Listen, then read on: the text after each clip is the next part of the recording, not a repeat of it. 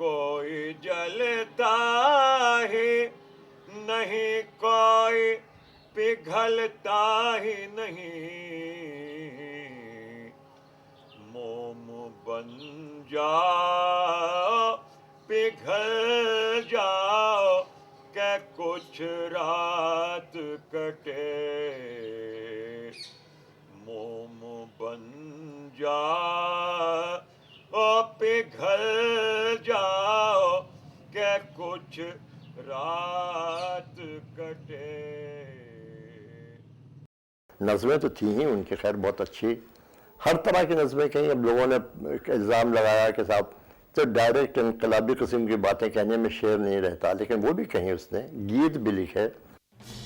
جنگ آزادی، یہ جنگ ہے جنگ آزادی، آزادی کے پرچم کے تلے ہم ہند کے رہنے والوں کی، محکوموں کی مجبوروں کی، آزادی کے متوالوں کی، دہقانوں کی مزدوروں کی، یہ جنگ ہے جنگ آزادی، آزادی کے پرچم کے تلے سارا سنسار ہمارا ہے، پورب پچھم اتر دکھن، ہم افرنگی ہم امریکی ہم چینی جانبازان وطن، ہم سرخ سپاہی ظلم شکن آہن پیکر فولاد بدن، یہ جنگ ہے جنگ آزادی، آزادی کے پرچم کے تلے ہم ہند کے رہنے والوں کی، محکوموں کی مجبوروں کی، آزادی کے متوالوں کی، دہقانوں کی مزدوروں کی۔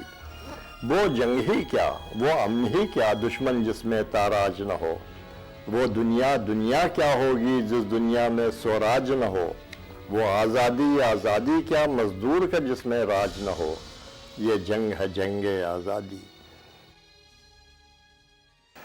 اس قسم کے گیت بھی لکھے جو کہ اتنے پاپولر ہوئے کہ سارے ہندوستان میں گائے جا رہے تھے، اور پھر پھولوں کی بات بھی کرتا تھا۔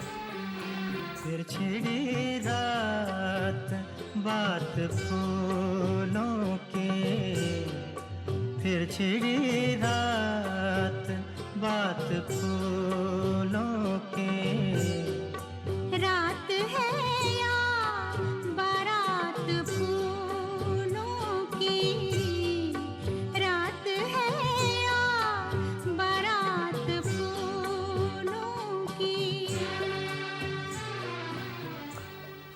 ایک نظم ہو گئی، ضروری تھا کہ دھن بناتے تھے ہمیشہ، بہت سریلے آدمی تھے، دھن بناتے تھے تو وہ ایک دھن تیار کر لی، اب کس کو سنائے، دوستوں کو سنائے، گئے کافی ہاؤس میں بیٹھے، کوئی نہیں آیا، اور کہیں گئے، وہاں دیکھا تو وہاں بھی کوئی دوست نہیں، آخر میں ایک بار میں پہنچے تو ان کا ایک دوست تھا جان، بیرا تھا وہاں، جان ادھر آؤ ذرا بیٹھو میرے پاس، اسے صورت دیکھی، اس نے کہا اچھا، بیٹھ گیا، پوری نظم سنا دی، اس سے پوچھا کہو کیسی ہے نظم، کہنے کہیں سے پی کے آ رہے ہو کیا آج؟ اسی زمانے میں ان کی ایک نظم ہم لوگوں کے پاس آئی کہ یہ مخدوم صاحب نے جیل سے لکھی ہے، ہم نے کہا بھائی جیل سے لکھی ہے، اب کیا معلوم انہی کی غزل ہے کہ انہی کی نظم ہے کہ کسی اور کی ہے، کیسے پتہ چلے، لیکن لوگوں نے پڑھ کے دیکھا کہ وہ دھن سے دھماکہ ہو جائے لوگوں کے بارے میں جو کہا تو معلوم نہیں مخدوم ہی ہو سکتے ہیں۔ پھر مخدوم چھوٹ کے آئے تو مخدوم کیا چھوٹے، پورا حیدرآباد چھوٹ گیا، ہزاروں لاکھوں کا مجمع چلا آ رہا ہے، مخدوم صاحب مخدوم صاحب مخدوم صاحب۔ پھر الیکشن شروع ہوا، مخدوم کو کھڑا کر دیا گیا پارلیمنٹ کے لیے کہ پارلیمنٹ کا الیکشن لڑو۔ مخدوم کا ایک شعر ہے، حیات لے کے چلو کائنات لے کے چلو، چلو تو سارے زمانے کو ساتھ لے کے چلو۔ لوگوں نے اس شعر کو ذرا سا بدل کے کہ حیات لے کے چلو کائنات لے کے چلو، چلو تو اپنے زنانے کو ساتھ لے کے چلو کر دیا، اس لیے کہ عورتوں کو ووٹ بہت ضروری تھا، تو اب سارے شہر میں یہ شعر لکھا ہوا تھا، زنانے کو ساتھ لے کے چلو، تو لوگ اپنے اپنے عورتوں کو لے کے چلے آ رہے ہیں، ووٹ ڈال رہے ہیں مخدوم محی الدین کے لیے۔ تو پھر مخدوم صاحب کا کیا کہنے تھے، صاحب وہ تو لاکھوں کے مجمع میں کھڑے ہو کے تقریریں کرتے تھے اور نظمیں سناتے تھے اپنی۔ کہا ہے مجھ سے یہ ٹوٹے ہوئے ستاروں نے، کہا ہے مجھ سے یہ ٹوٹے ہوئے ستاروں نے فلک کی گود سے چھوٹے ہوئے ستاروں نے نوائے درد میری کہکشاں میں ڈوب گئی، وہ چاند تاروں کی سیل رواں میں ڈوب گئی، وہ چاند۔ ایک مخدوم کو جو اپنے دوستوں سے عشق تھا کہ شاید بیٹھتے تھے، ساتھ بیٹھتے تھے، وہ تو ہے ہی ہے، درد تو وہ ہے ہی ہے، لیکن یہ کہ اس کو انہوں نے بہت ایک طریقے سے کہنا چاہیے کہ ایک دنیا کا درد، عشق کا درد بنا دیا اس غزل کو جو امان مرحوم کے نام لکھی ہے۔ اور مخدوم کی یہی خوبی تھی کہ وہ ایک خاص پرٹیکولر چیز کو بنا کے ایک آفاقی، ایک دنیا کی ساری یونیورسل ایک ویلیو کے حصے سے دیکھ سکتے تھے۔ وہ غم کو پی تو گئے، آنسوؤں کو پی نہ سکے، اور زمین کے زہر کو پی کر وہ اور جی نہ سکے۔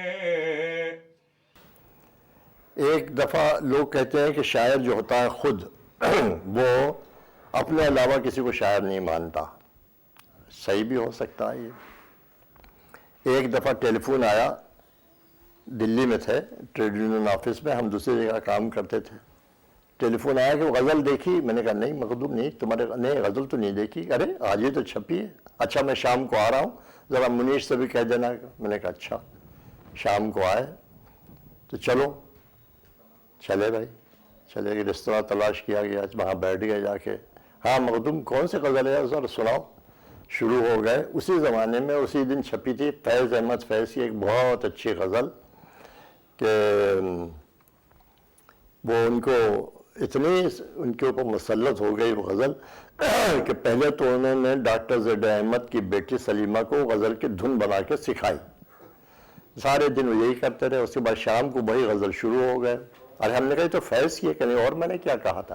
میں نے کہا تو میں سمجھا تمہاری غزل ہے۔ نہیں نہیں فیض کی غزل ہے۔ لمبی ہے غم کی شام مگر شام ہی تو ہے۔ اب وہ پتہ نہیں کوئی ہوگا ان کے زندگی کا کوئی پہلو ان کے سامنے آ گیا، کوئی شام سامنے آ گئی، کوئی یاد میں جگبگا گئی، کیا ہوا؟ وہ غزل اتنی طاری رہی کہ ساری شام وہ بھائی غزل گاتے رہے۔ لمبی ہے غم کی شام مگر شام ہی تو ہے۔ وقت ختم ہو گیا، 11 بج گئے۔ مخدوم چلیں گے؟ نہیں نہیں ابھی نہیں۔ سردار جی نے کہا چل کے ادھر بیٹھی، جو ریسٹوراں کے مینیجر تھے دوسری طرف بیٹھیے، دوسری طرف بیٹھے جا کے۔ کہنے لگے سردار جی نے کہا کہ مخدوم صاحب ساحر کی کوئی چیز سنا دیجئے۔ کہنے لگے بہتر ہے، لمبی ہے غم کی شام مگر شام ہی تو۔ ارے یہ تو ساحر کی نہیں ہے۔ کہنے جی میں تو کہہ رہا تھا نا یہی غزل فیض احمد فیض۔ تو اتنا بڑا دل پایا تھا اس شخص نے کہ وہ اپنی غزل اس دن نہیں سنائی اس نے کوئی بھی، صرف فیض گاتے رہے فیض۔ جب فیض صاحب سے میں نے مخدوم کے انتقال کے بعد فیض سے ذکر کیا تو تقریباً آنسو آ گئے فیض کے کہ ہاں فیض مخدوم ایسا ہی شاعر تھا۔ مخدوم کو فیض اور فیض کو مخدوم دونوں شاعر سمجھتے تھے کہ اصل شاعر یہی ہے۔ رات پھولوں کی بات پھولوں کی، پھولوں پر غزل پوری موجود ہے ان کی، پھولوں کی۔ اسی پہ میں نے ان کے انتقال کے بعد غزل اسی پہ غزل پہ کہی تھی۔ اس کا ایک شعر تھا کہ اس کے سر پر تھا تاج پھولوں کا تب وہ کرتا تھا بات پھولوں، اس کے سر پر تھا تاج کانٹوں کا تب وہ کرتا تھا بات پھولوں کی۔ تو کانٹوں کا تاج پہن کر ہی پھولوں کی بات اس پر اچھی لگتی۔